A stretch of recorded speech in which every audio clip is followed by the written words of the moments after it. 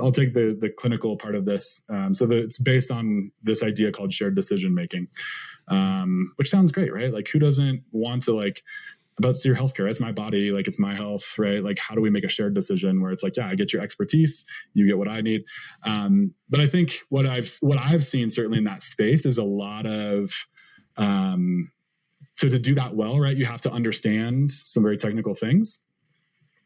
So here are your options. Here's some very specific things about each of your options, right? Which requires looking at the evidence, which requires understanding success rates and all of those different pieces, right? But that's overwhelming as a patient. Like, if you told me, like, hey, here's 5 options, I want to get into some like really nitty gritty detail about each of those things, that's maybe a little overwhelming. And it leads me to ask you the question then, if you're the dentist here, like, well, what would you do?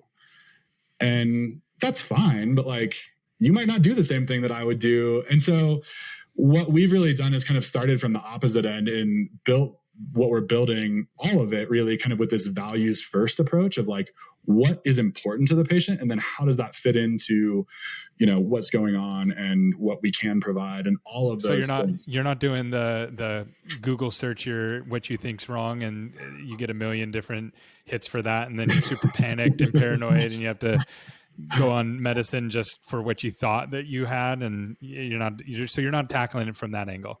No. We're very much tackling it from the angle of what's important to you, which is a very basic question, right?